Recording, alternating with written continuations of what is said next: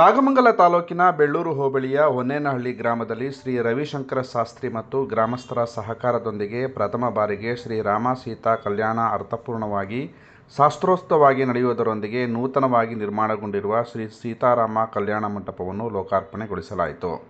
ಬೆಳಗ್ಗೆ 8 ಗಂಟೆಗೆ ಸರಿಯಾಗಿ ಚಪ್ಪರ ಪೂಜೆ, ವರಪೂಜೆ ಮುಂತಾದ ಧಾರ್ಮಿಕ ಕಾರ್ಯಕ್ರಮಗಳು ಗ್ರಾಮದ ವಿಪ್ರ ಬಾಂಧವರು ವೇದ ಪಠಣದೊಂದಿಗೆ ಪ್ರಾರಂಭವಾಗಿ ಶ್ರೀರಾಮನನ್ನು ಹಸೆಮಣೆಗೆ ಕರೆತಂದು ಧಾರ್ಮಿಕ ವಿಧಿವಿಧಾನದೊಂದಿಗೆ ಮರ್ಯಾದಾ ಪುರುಷೋತ್ತಮ ಶ್ರೀರಾಮನಿಂದ ಸೀತಾಮಾತೆಗೆ ಮಾಂಗಲ್ಯ ಧಾರಣೆ ಮಾಡಿಸಲಾಯಿತು.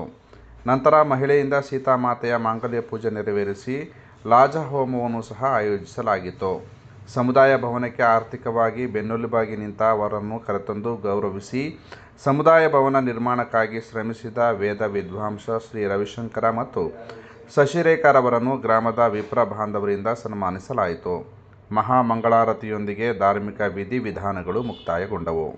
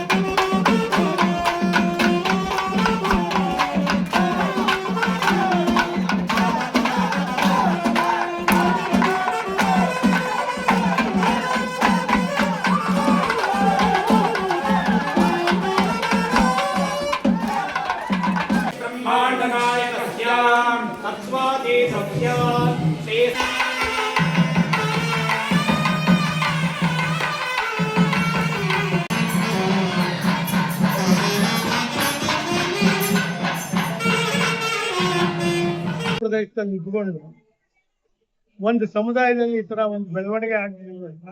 ಪಾಪ ಈ ಗ್ರಾಮದಿಂದ ಹೊರಗಡೆ ಇರೋ ತಮ್ಮ ವಿಪ್ರ ಬಾಂಧವರೇ ಆಗ್ಲಿ ಅಥವಾ ತಮ್ಮ ಸ್ನೇಹಿತರನ್ನೇ ಆಗ್ಲಿ ಯಾವುದೇ ಸಮುದಾಯದವರನ್ನೇ ಆಗ್ಲಿ ಭೇಟಿ ಮಾಡಿ ಊರಲ್ಲಿ ಈ ತರದ್ ಒಂದು ಕಾರ್ಯಕ್ರಮ ಮಾಡಬೇಕು, ಕೆಲಸ ಮಾಡ್ಬೇಕು.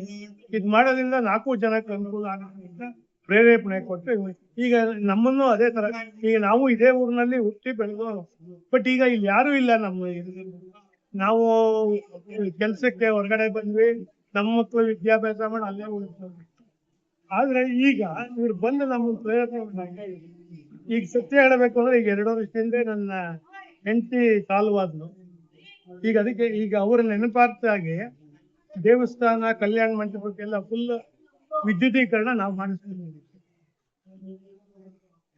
ಒಂದು ಸಮುದಾಯ ಯಾವುದೇ ಇದು ನನ್ನ ಮನೆ ಒಂದಕ್ಕೆ ಹೆಲ್ಪ್ ಆಗಲ್ಲ ಅಥವಾ ನಮ್ದು ಒಂದ್ ಸಮಾಜಕ್ಕೆ ಹೆಲ್ಪ್ ಆಗಲ್ಲ, ಎಲ್ಲಾ ಸಮುದಾಯದವರೆಗೂ ಅನುಕೂಲ ಆಗುತ್ತೆ.